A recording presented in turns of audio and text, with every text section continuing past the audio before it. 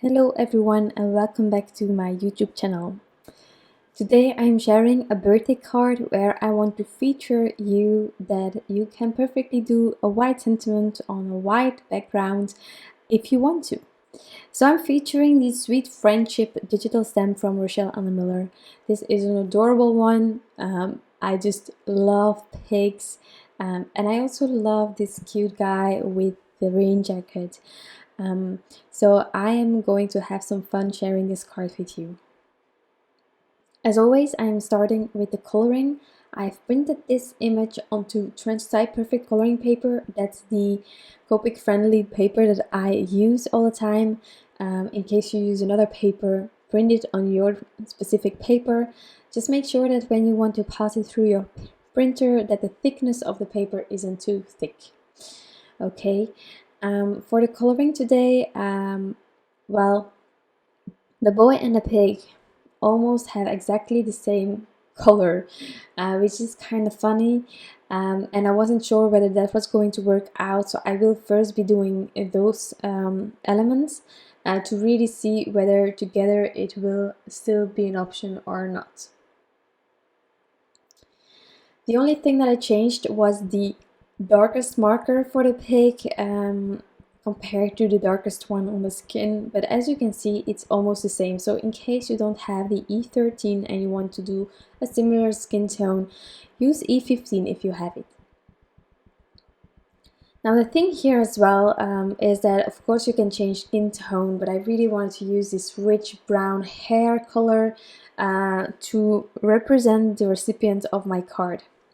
So therefore I needed to try these similar colors. I love this combination for pigs. I don't color pigs often, but if I do, I really love this one. It's not too pinkish either. You can go for a really bright pink pig if you want to. That's all up to you. But I really love this soft kind of, just not brown, just not pink color to go with it. Okay, so for me personally, I color from darkest to lightest, you all know it, but in case you're new here, I love coloring from the darkest color to the lightest. But as I mentioned all the time, there are so many ways to color with your Copics that you really need to figure out what works for you, what you're comfortable with, but also what gives you that end result that you really like. So in the beginning when I started Copic coloring, I really changed it up quite often. Also in my first videos you will, well, my style has changed a lot since then, but if you have seen them, then you probably also saw that one time I was coloring from darkest to lightest, another time I started with a base coat of the lightest and I worked my way from there. Truly so many ways. Also other people that are sharing on YouTube will show you different ways of coloring. I think it's really handy to know what you can do and then figure it out for yourself, what gives you the thing that you want, like joy during the coloring, the end result and such. So the hair of this boy, I was a bit afraid of coloring it, and normally I start with that, I know, but for some reason here I was postponing the coloring of the hair. You sort of still have to figure out the midsection of the hair, or where the hair is going to left and right. For the rest it's kind of easy, but just finding that specific area and going for it was for me a reason to postpone. But normally I start with that. I find it easier, well, not easier, but I find it handy to start with the hardest part for yourself for coloring, just because if for some reason you cannot fix it, if you don't like it, and then you can start over without having to color all of the parts that you already colored in. I think it's a waste of time, so definitely if something isn't working out as you wanted it to be, try to fix it, try to maybe do another color combination on top. That's something that I do most of the time when I don't like it. But if that's not an option, if you already colored with a really hard or dark color, it can be really hard. So if you need to start over, it's not that fun, but make sure you don't have to do it all over again. So here to help you in case you want to see more of the how to color hair like this, I decided to to not speed it up as much as all of the rest of the coloring. So this is almost real time, just a tiny bit sped up. So I started with finding where the hair is going left and right, and then I worked my way from there. Next, I work my way upwards from the bottom edges of the hair towards the center. I'm not necessarily trying to color it completely. White areas that you might have after flicking with all of the markers that you want to use can be seen as highlights. You don't have to leave them if you prefer having it all colored in and not having specific white areas, but just keep in mind that it's definitely an option to keep them. So here, as you can see, tons of white areas still, but I'm not quite there yet. I'm still going to use another marker as well. I most of the time use 3 markers. And sometimes during coloring I notice that some markers are too light, and then I add another one just to get where I want to be. Also, I most of the time add 2 layers, but I think if you really like the first layer, you can definitely stop there. I'm just used of adding a second layer, and for the hair I do the same. It's not really needed necessarily if you do this technique, but it can help you with reinforcing some of the colors and making it a bit more powerful if you want to. So that's the hair. I'm going to reuse this brown combination. You know me, I'm reusing color combinations all the time throughout my coloring. So for the bucket here, I'm also using this brown. But this time I am blending it, while on the hair it's not really a necessity to really blend things.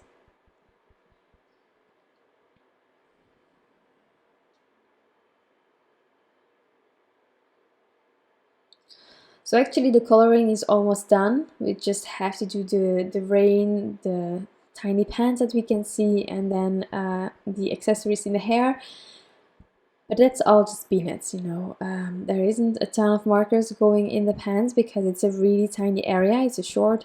So a few markers. I sort of try to do this combination in the idea of having it jeans, having it look like jeans.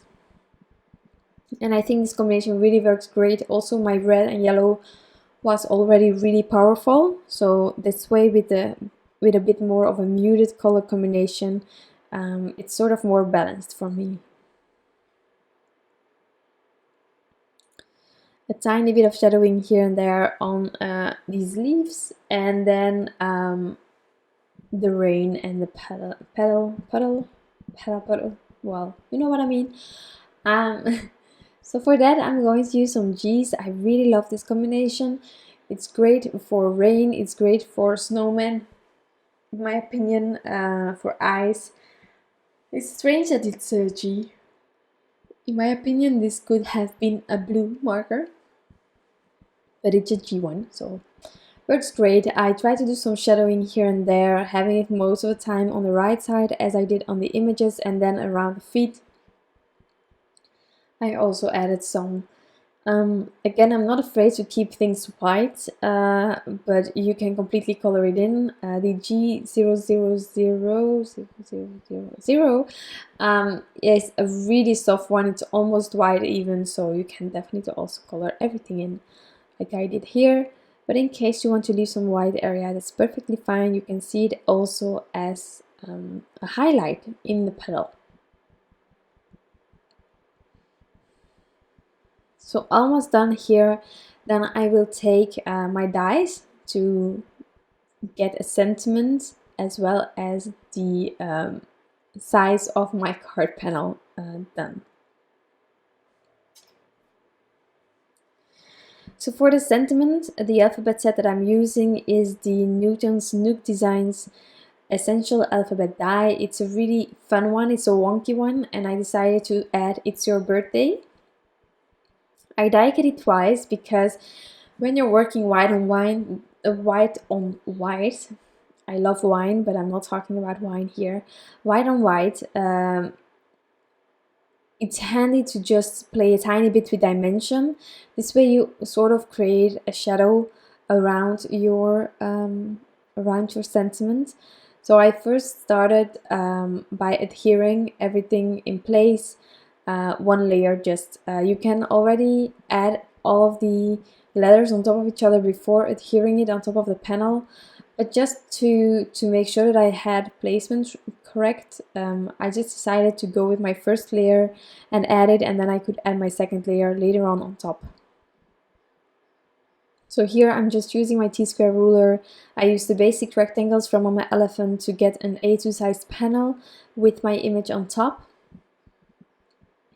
And then I'm using some liquid glue to get the letters in place as well. Also, a tweezer is really handy. I'm using the reverse tweezers to help me, so I just hold my alphabet letter with it, add the liquid glue, and then I can bring it to my panel.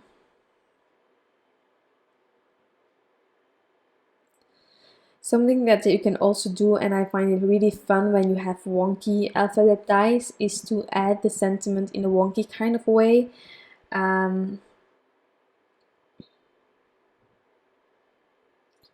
But here I decided to go for straight because I had that your, and it's kind of big and it really needed to fit there, so I didn't have enough space to do a wonky kind of sentiment, in my opinion. Just checking in between whether everything is still going straight and how much space is in between the your and birthday, so that I can try to mimic the same space in between the its and your.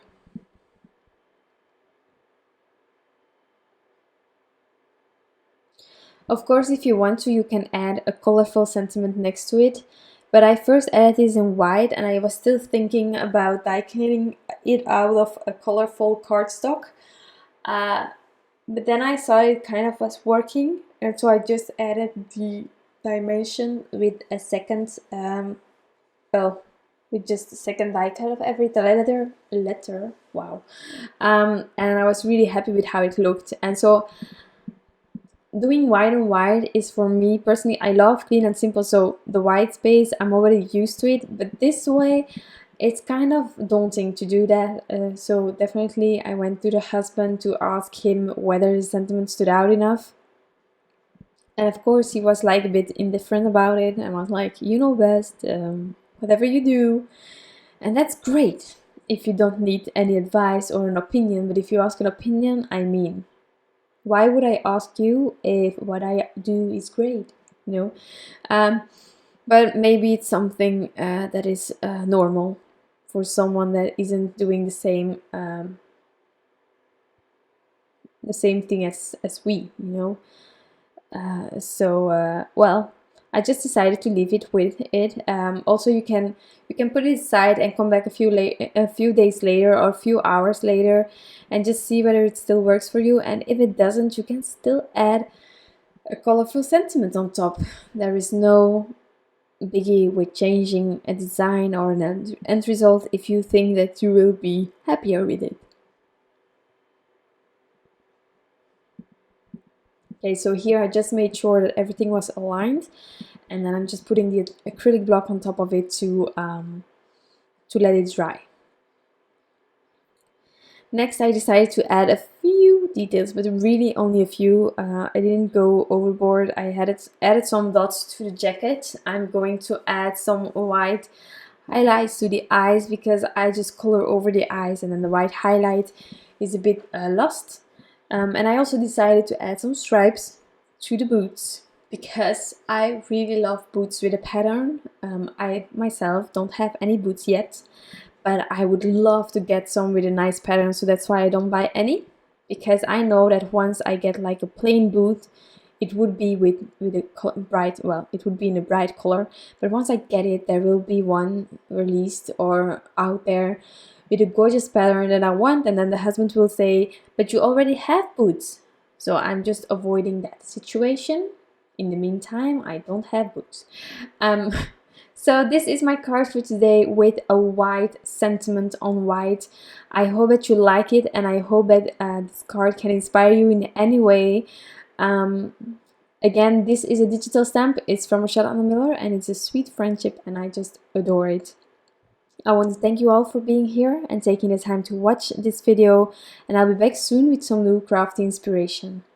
Bye!